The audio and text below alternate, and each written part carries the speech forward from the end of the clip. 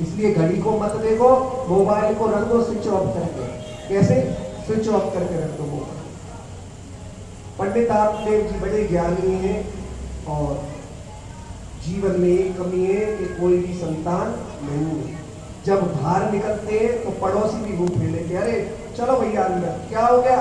अरे आज इस निपुणे का मुंह देख लिया, कोई काम नहीं बनेगा शाम तक, चलो वापस। और पंडित जी अपनी साधता से सबका तानों को सह लेते हैं। एक दिन इतने परेशान हुए, व्यथित हुए कि जंगल की तरफ चल पड़े। रास्ते में एक संत मिले और संत को प्रणाम किया। देखो, श्रीमद् भागवत में प्रणाम करने की बड़ी भारी महिमा है। जो भक्तों को, संतों को राम राम करते हैं, प्रणाम करते हैं, उनको जीवन में कुछ ना कुछ मिलता है। क्यों? हम जाने या ना जाने, लेकिन कोई ऐसा वैष्णव है, संत है, कंठीधारी है, तिलकधारी है, भक्त लगते हैं, तो उनको बिना जाने पहचाने भी प्रणाम कर लेना चाहिए। क्यों? प्रणाम करोगे तो कुछ ना कुछ जरूर मिलेगा।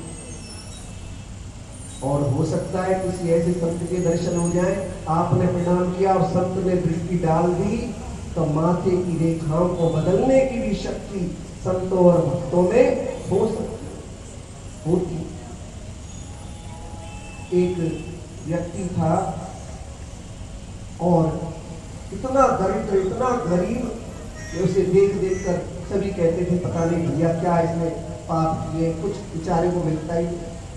और एक संत जा रहे थे रास्ते से, संत ने देखा उस व्यक्ति को और पास बुलाया, कहने लगे, बेटा मैंने देख लिया 7 जन्मों तक तुम्हारे जीवन में दरिद्रता है, 7 जन्मों तक धन नहीं। अब उस व्यक्ति को बड़ा आघात लगा, 7 जन्मों तक मेरे जीवन में कोई धन ही नहीं। वो व्यक्ति बड़ा निराश होने लगा। अब जो बात हम सुना रहे हैं उसको ध्यान से सुनना, मन कहीं पर भी हो खींच लाओ पता। और उस व्यक्ति को बड़ी निराशा हाथ लगी। एक दिन ऐसा हुआ कि बैठा हुआ था, कोई व्यक्ति 2 रोटी उसके बर्तन में डालकर चला गया। अब 2 रोटी लेकर खाने ही वाला था, इतनी देर में एक भूखी गौ माता वहीं से गुजरी। उसने सोचा तुम भी भूखी और हम भी भूखे, इससे बढ़िया यही है कि तुम मुझे 2 रोटी खिला दे। और उठा और गौ माता को 2 रोटी खिला। गौ माता उसे देखती रही और चली गई।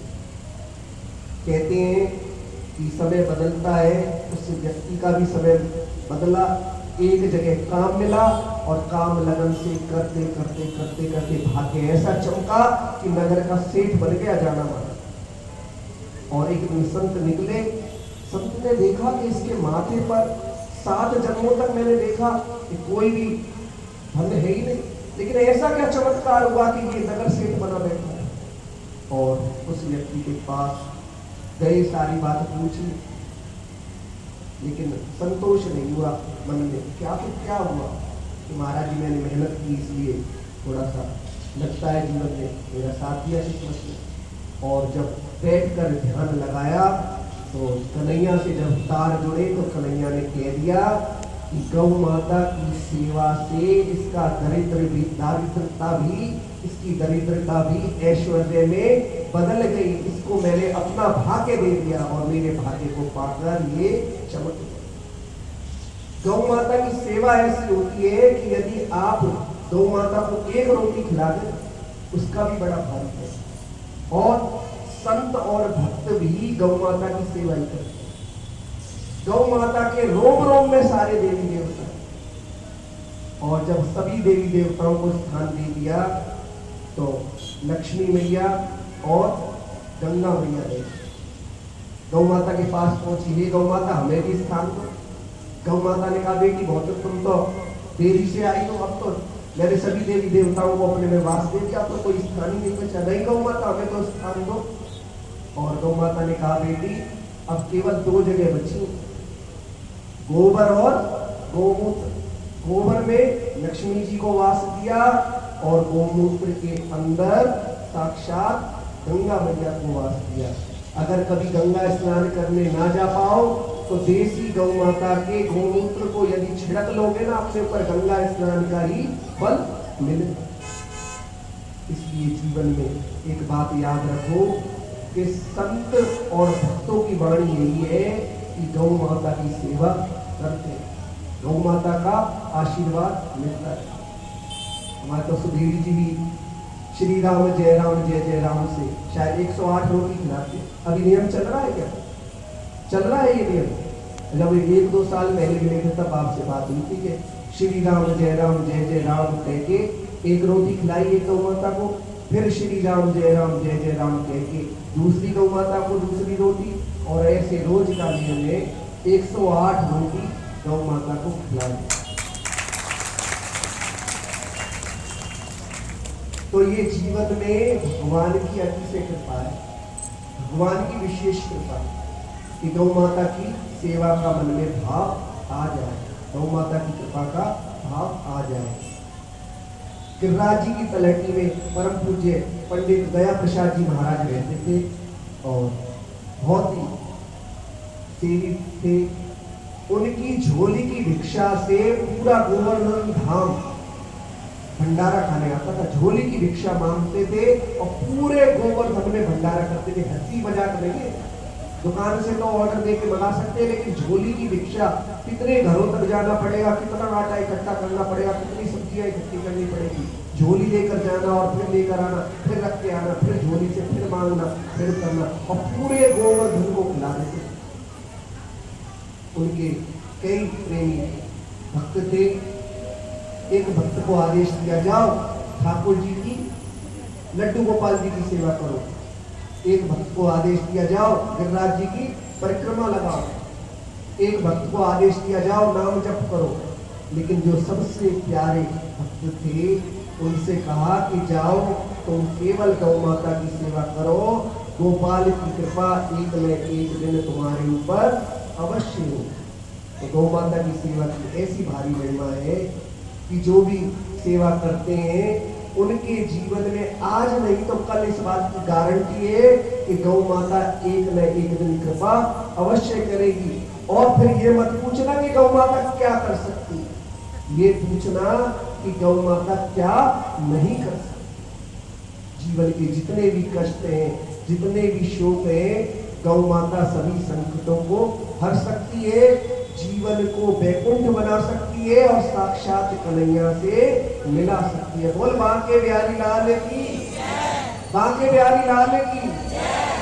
संत के पास जाकर पंडित आत्मे बहुत रोए और संत ने भी वही बात की, मैंने देख लिया बेटा 7 जन्मों तक कोई भी संतान नहीं।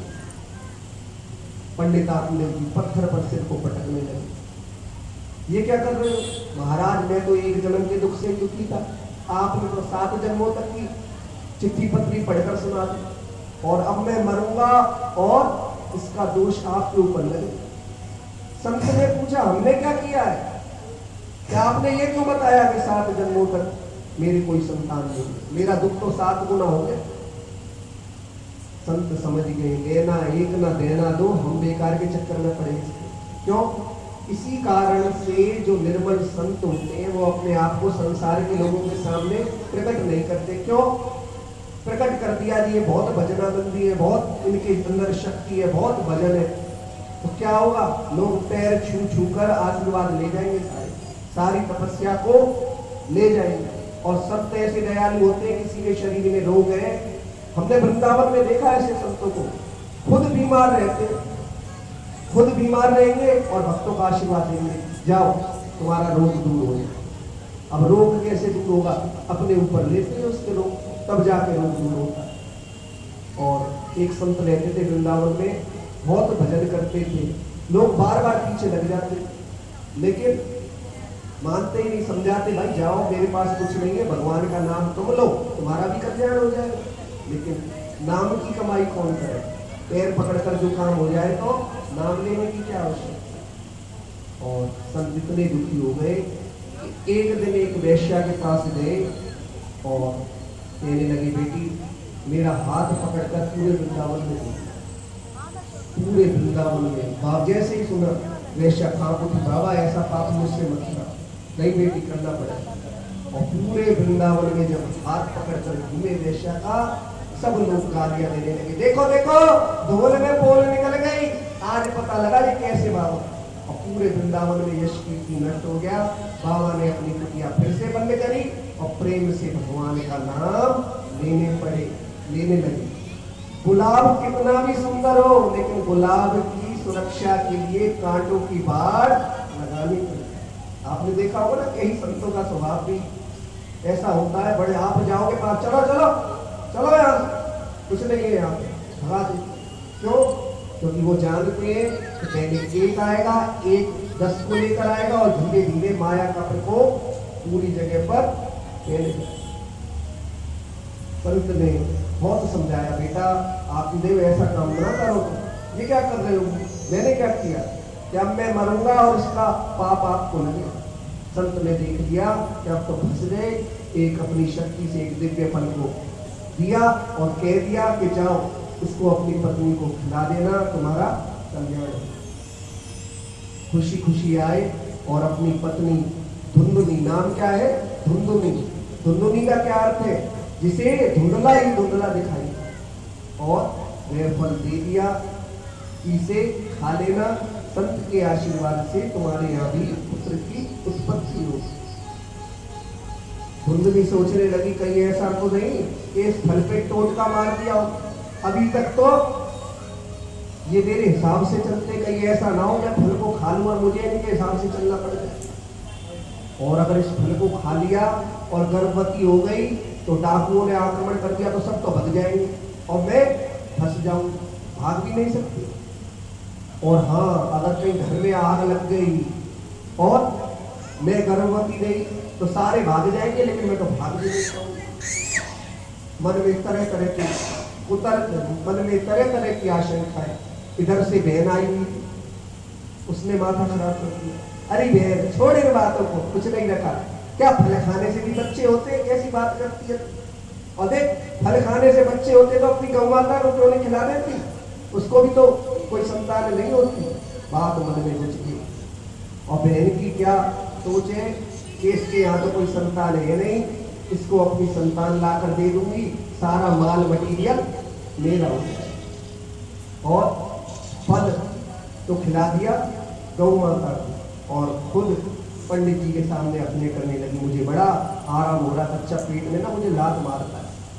और निश्चित समय पर गौ माता ने एक सुंदर पुत्र को जन्म दिया, जिसके कान गो के समान है, नाम रखा गया गोकर्ण। और जो धुंधुनी थी उसकी बहन ने रात ही रात में पुत्र को लाकर दे दिया। और पंडित आत्मदेव जी बहुत ही प्रसन्न हुए, वाह क्या बात है, आज मेरी भी भगवान ने सुन ली। एक न एक दिन तो कूड़ेदान के भी भाग्य चमक जाते, आज मेरी भगवान ने सुन ली, बड़े प्रसन्न हुए। लेकिन जीवन में एक बात ध्यान रखना, जिस चीज से सुख होता है उसी से दुख भी होता है, जिस चीज से सुख होता है उसी से दुख भी होता है। महंगी गाड़ी खरीदी 1-1.5 करोड़, सोचा ये था कि इस गाड़ी को लेकर हम बड़े सुखी हो जाएंगे, लेकिन बाद में पता लगा कि सारी तनख्वाह उसी में लग जाती गाड़ी। कभी इंश्योरेंस आ गया, कभी एक्सीडेंट हो गया, कभी पार्ट चेंज हो गए, कभी कुछ और कभी कुछ। तो धन दौलत से सुख नहीं मिलता, सुख मिलता है भगवान के नाम से। और पंडित आत्मदेव जी बड़े प्रसन्न हुए। पंडित जी को सभी लोगों ने बधाइयां दी, पंडित जी बधाई हो, जब भाग्य बदलता है तो ऐसे बदलता है। कहाँ तो आपको भी पुत्र नहीं था, आज गौ माता को भी सुंदर पुत्र है, बहुत बहुत बधाई हो। और पंडित आत्मदेव जी बड़े प्रसन्न होकर जीवन को जीने लगे। जिस पुत्र के पाने से पंडित जी प्रसन्न हो रहे थे, धीरे धीरे उसी पुत्र के पाने से दुखी भी होने लगे। क्यों?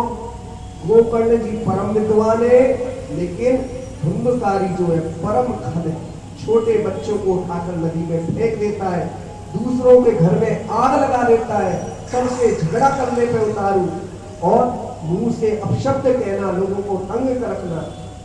पंडित जी के पास लोग शिकायत लेकर आते हैं, पंडित जी आपके बच्चे ने ये कर दिया।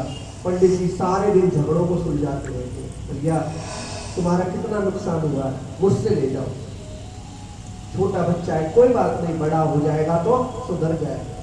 और बड़ा जैसे जैसे हुआ वैसे वैसे उत्पाद भी बढ़ने लगे। एक दिन इतने दुखी हुए, गोकर्ण जी के पास जाकर रोने लगे।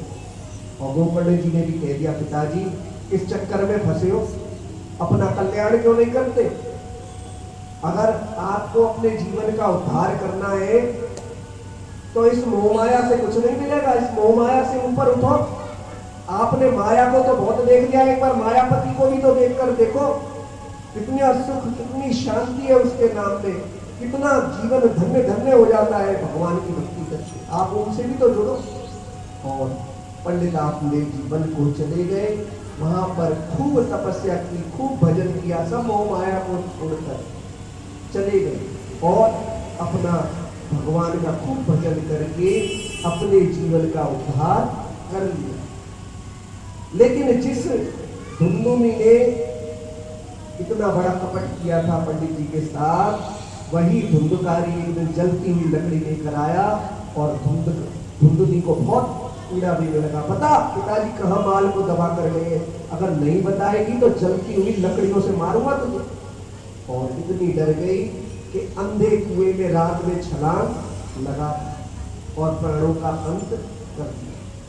देखो समस्याएं सबके जीवन में आती हैं, भक्तों के जीवन में आती हैं और जो भगवान की भक्ति नहीं करते उनके जीवन में भी आती है।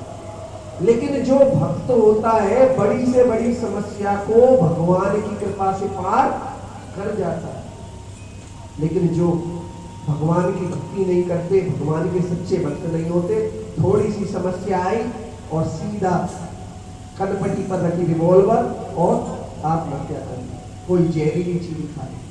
लेकिन एक बात और कहें, ये जीवन की शरीर छूटने के बाद लोग सोचते हैं कि शरीर की समस्याओं का अंत हो जाएगा। नहीं, शरीर से आत्मा निकल जाएगी तो आत्मा को कष्ट मिलेंगे।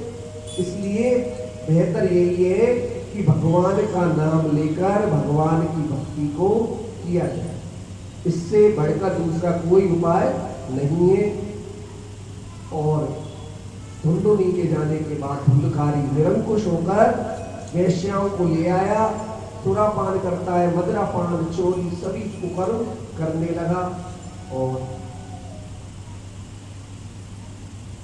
एक दिन बहुत सा माल लूट कर लेकर आया और उन वेश्याओं ने कहा, भेद एक न एक दिन ये पकड़ा तो जाएगा, और जब पकड़ा जाएगा तो इसकी पिटाई होगी। ये तो यही कहेगा कि माल लूट कर तो मैं इनको देता था और साथ में हम भी फंस जाएंगे।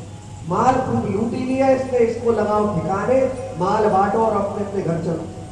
सबने कहा हाँ ये बात थी। और धुंधकारी को चारपाई की पार्टी से कसकर बांध दिया, खूब मारा, लेकिन धुंधकारी के प्राण नहीं निकले और मुंह के अंदर जलते हुए अंगारे भर दिए और धुंधकारी का प्राण छूट गया। देखो जो पाप हंस हंस कर किए जाते हैं ना, उसका परिणाम भी रोया, मुझे बचा लो, मैं बहुत दुखी हूँ। क्या हुआ? क्या हुआ धुंधकारी? मैंने तो तुम्हारे लिए विधिवत श्राद्ध किया था, गया जी का श्राद्ध किया था, फिर तुम्हारी मुक्ति नहीं हुई। धुंधकारी कहने लगा कि ऐसे हजारों श्राद्ध भी कर लोगे तब भी मेरा कुछ नहीं हो सकता, मेरे लिए तो आपको दूसरा ही उपाय करना पड़ेगा, बहुत दुखी हो गई। और गोकर्ण जी ने आश्वासन दिया, सबसे पूछने कोई उपाय नहीं बता पाता। सूर्य भगवान की आज्ञा हुई और सूर्य भगवान की आज्ञा यही हुई कि जाकर श्रीमद् भागवत कथा को सुनाओ। श्रीमद् भागवत कथा को सुनाने से ही इसका कल्याण हो सकता है, इसके अलावा और कोई उपाय नहीं है, नहीं है, नहीं है। और श्रीमद् भागवत कथा का सुंदर आयोजन किया और जैसे ही बांस की एक डंडा गाड़ा गया जिसमें धुंधकारी छुपकर बैठ गया। पहले दिन की कथा सुनी, पहली गांठ फट गई, दूसरे दिन दूसरी, तीसरे दिन तीसरी, सातवें दिन सातों गांठ फट गई और धुंधकारी भगवान के परम धाम को चला गया। लेकिन जिन गोकर्ण जी ने कथा कही थी उनका क्या हुआ? गोकर्ण जी को लेने के लिए साक्षात नारायण आए और अपना हाथ पकड़कर विमान पर चढ़ा लिया और गोकर्ण जी को अपने धाम को ले गए। श्रीमद् भागवत कथा ऐसी कथा है जिसे सुनने और कहने से दोनों का कल्याण हो जाता है। श्रीमद् भागवत कथा के समान ऐसा कोई कल्याणकारी उपाय नहीं है, क्योंकि जीवन जीने के साथ तो श्रीमद् भागवत कथा काम करती है, जीवन के बाद भी श्रीमद् भागवत कथा काम करती है। बोलो बांके बिहारी लाल की।